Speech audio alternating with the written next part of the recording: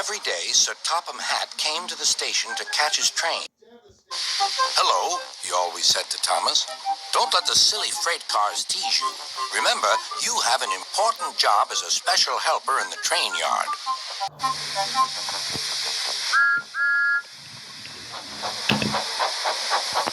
There were lots of freight cars, and Thomas worked very hard pushing and pulling them into place. There was also a small coach and two strange things his driver called cranes. "That's the breakdown train," he told Thomas.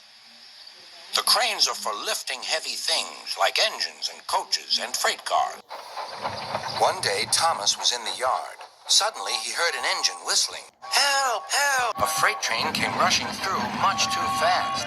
The engine was James, and he was frightened.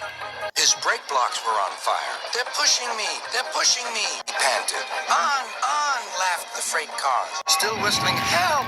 Help!" Poor James disappeared. "I'd like to teach those freight cars a lesson," said Thomas the tank engine. Soon came the alarm. "James is off the line! The breakdown train! Quickly!" Thomas was coupled on, and off they went.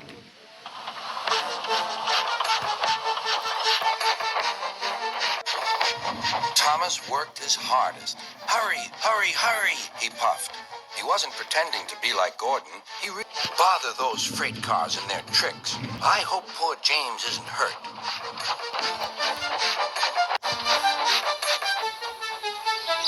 James's driver and firemen were feeling him all over to see if he was hurt.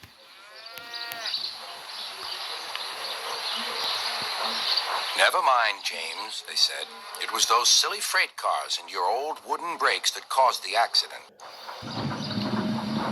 Thomas pushed the breakdown train alongside. Then he pulled away the unhurt freight cars. "Oh dear, oh dear," they groaned. "Serves you right, serves you right," puffed Thomas.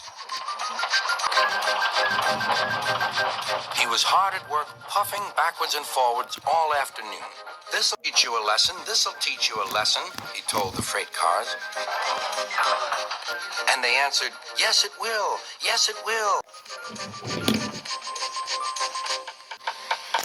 They left the broken cars. Then, with two cranes, they put James back on the rails.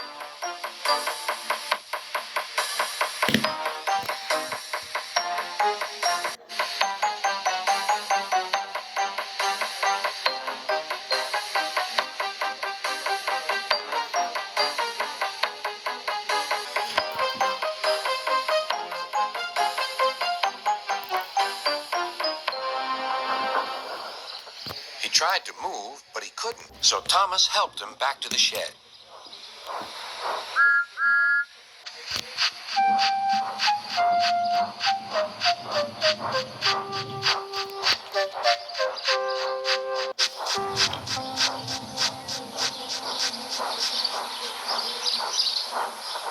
Sir Topham Hatt was waiting anxiously for them. "Well, Thomas," he said, "I've heard all about it, and I'm very pleased with you. You're a really useful engine. James shall have some proper brakes and a new coat of paint, and you shall have a branch line all to yourself." "Oh, thank you, sir," said Thomas. Now Thomas is as happy as can be. He has a branch line and two coaches called Annie and Clarabelle. He puffs proudly backwards and forwards with them all day.